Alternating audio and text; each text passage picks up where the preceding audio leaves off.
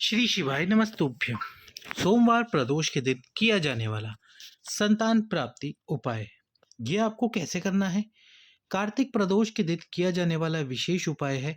जब आप कार्तिक प्रदोष को ये उपाय कर सकते हो, प्रदोष काल में आपको ये उपाय करना है। कैसे करना है? चलो तो वीडियो शुरू करते हैं।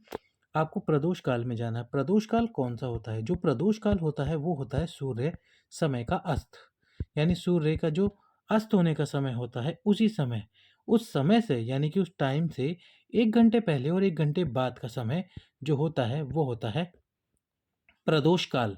अब इस प्रदोष काल में आपको उपाय करना है अपने घर से। यदि आप घर से मंदिर नहीं जा सकते उस समय, तो आप घर पर ही, जो आपके घर पे शिवलिंग विराजमान हो, उस पर ये उपाय यानी कि उस शिवलिंग पे उपाय कर सकते हो अपने घर पर। तो क्या करना है, सबसे पहले हम आपको बताते हैं कि आपको मंदिर में कैसे करना है उपाय।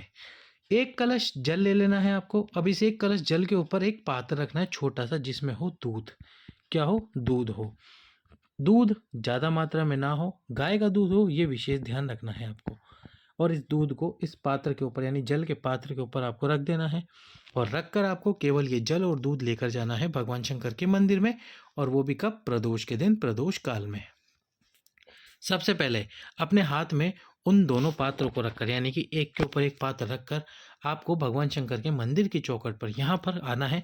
और यहाँ खड़े होकर जो आपकी कामना है, जो आपकी मनोकामना है, जो आपकी संतान प्राप्ति की कामना है, उसको आपको बोलना है भगवान शंकर से। और शंकर जी से बोलते हुए जो शंकर जी की 6वें नंबर की बेटी है अशोक सुंदरी जी, उनका नाम लेना है। और उनका नाम लेकर आपको कामना करनी है। फिर इसके बाद में आपको शिव मंदिर में प्रवेश करना है। और शिव मंदिर में प्रवेश कर सबसे पहले तो दक्षिण दिशा में खड़े हो जाना है। दक्षिण दिशा में खड़े होकर जो दूध है आपके पास में, वो दूध को आपको माता अशोक सुंदरी के स्थान पर तुमरुकेश्वर महादेव के नाम से समर्पित करना है। कौन से महादेव? तुमरुकेश्वर महादेव। तुमरुकेश्वर महादेव का नाम लेते हुए आपको समर्पित करना है माता अशोक सुंदरी के स्थान पर। और जो जल है वो समर्पित करना है आपको भगवान शंकर के शिवलिंग पर। शिवलिंग पर वो जल समर्पित करना है। शिव जी पर जल समर्पित करते हुए आपको अपनी कामना बोलनी है, अपनी मनोकामना बोलनी है। अपनी कामना मनोकामना बोलते हुए आपको जल शिव जी पे समर्पित कर देना है।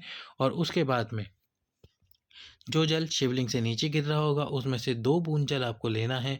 और उस 2 बूंद जल का सेवन करना है नंदी जी के पीछे बैठकर। शिव मंदिर में जो नंदी जी होते हैं, या शिव मंदिर के बाहर हो तो वहाँ आपको बैठना है।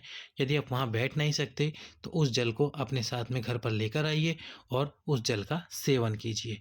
तो इस प्रकार से आपको ये उपाय करना है कार्तिक प्रदोष के दिन। कार्तिक प्रदोष के दिन प्रदोष काल में किए जाने वाला ये विशेष उपाय जो संतान प्राप्ति की कामना के लिए है।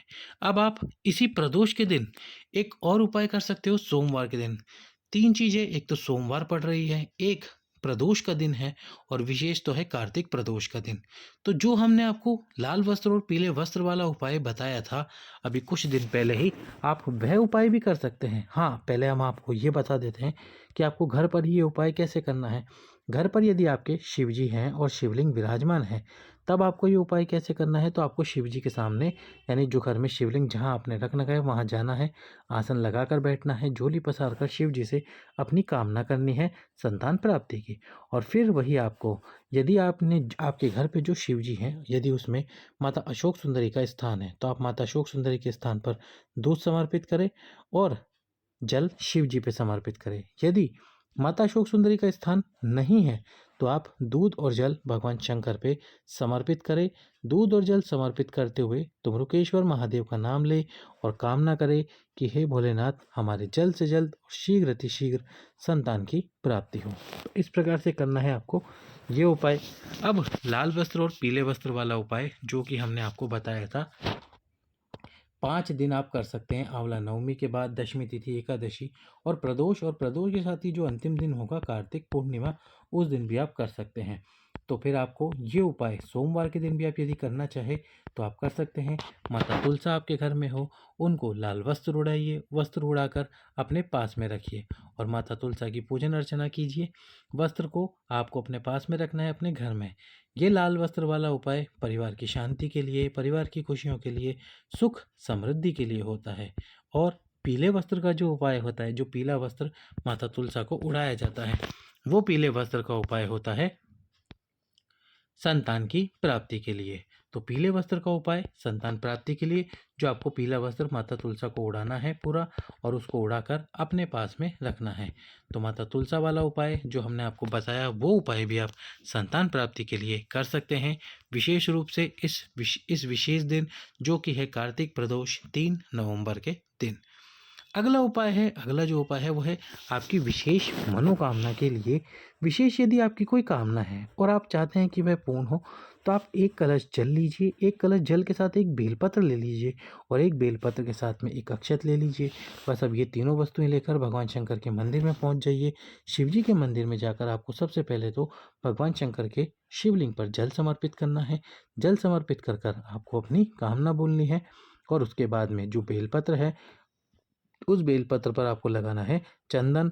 तीनों पत्तियों पर चंदन लगाने के बाद में उस बेलपत्र पे वो अक्षत का दाना रखकर आप अपनी कामना बोलकर अपने हृदय से वो बेलपत्र लगाकर शिवलिंग पे समर्पित करें, अपनी कामना बोलते हुए। कार्तिक प्रदोष के दिन किया जाने वाला ये विशेष उपाय जरूर करें प्रदोष काल में। अब यदि आपकी और भी विशेष कामना है, और भी विशेष से भी विशेष कामना है, तो फिर आप 5 बेलपत्र लीजिए, और इन 5 बेलपत्रों को एक के ऊपर एक रखते जाइए। एक के ऊपर एक आपने बेलपत्र रख दिए, और ये पांचों बेलपत्र लेकर आपको भगवान शंकर के मंदिर में जाना है। जल आप चढ़ाना चाहते हैं इस समय पे तो अवश्य चढ़ाइए। यदि जल नहीं लेकर आए हैं तो कोई बात नहीं, भगवान शंकर के शिवलिंग में माता अशोक सुंदरी वाला जो विशेष स्थान है, इस विशेष स्थान पर वो पांचों बेलपत्र एक के ऊपर एक रखते हुए इस प्रकार से रखते जाइए। यानी कि जो आपने एक के ऊपर एक बेलपत्र रखे हैं, वो एक करके बेलपत्र माता अशोक सुंदरी पर आप समर्पित कीजिए, करते जाइए। और जब समर्पित करोगे तो आपको अपनी कामना बोलनी है। आपकी जो विशेष कामना है उस कामना का स्मरण करना है।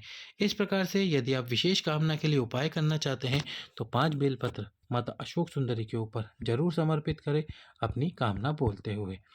अब एक अंतिम उपाय जो सभी मनोकामनाओं के लिए, सभी कार्यों के लिए किया जाता है, जो कि विशेष विशेष प्रदोष के दिन किया जाता है। इसमें आपको क्या करना है, एक कलश जल भर लेना है। अब इस एक कलश जल में आपको डालना है थोड़ा सा गुड़।